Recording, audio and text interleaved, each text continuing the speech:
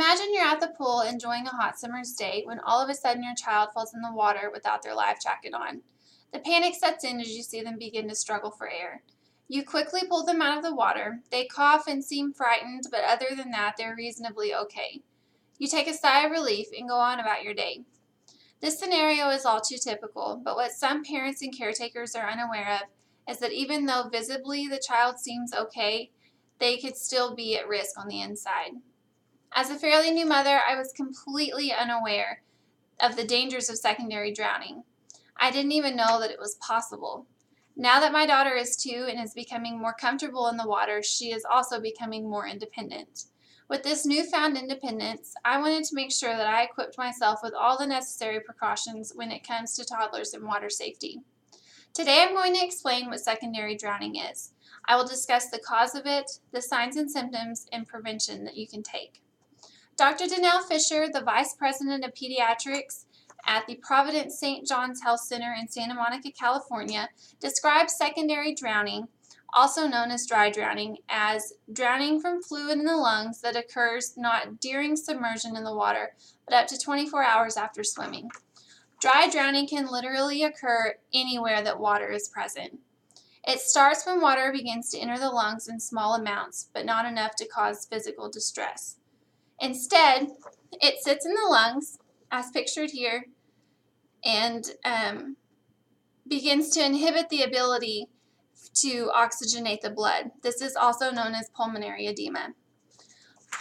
Over the course of several hours, the unknowing victim will begin to have more and more difficulty breathing. So now the question is, if secondary drowning can occur up to 24 hours after leaving the water, how does one know that it's happening?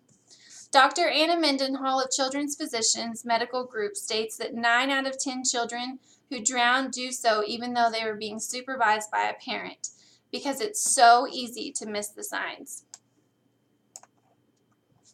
It is because of this that all parents and caretakers should be aware of and actively watch for coughing, extreme fatigue, and behavioral physical changes. When coughing and chest pains are present, caretakers should look for rapid, shallow breathing, nostrils flaring, or a pronounced gap in the ribs when breathing. These are signs that the child is struggling to get oxygen. Extreme fatigue is also a major sign that there is not enough oxygen getting to the brain. Behavioral changes to look for would be crankiness and combativeness.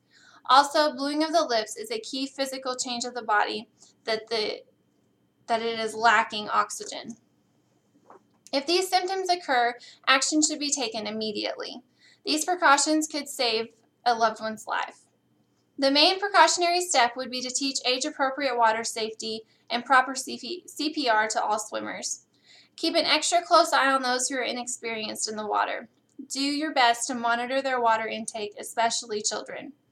Always be watching for key signs and symptoms and seek immediate medical attention at the slightest indication that someone may be suffering from secondary drowning. Being aware of these precautionary steps could be the difference in a life saved or lost. Now that I've discussed what secondary drowning is, the symptoms of someone who may be suffering from it, and what steps to take to prevent it, I hope that people can be more aware of the risk. A secondary drowning can be a silent killer. Even though it isn't very common, the more awareness there is, the less tragedy that there will be.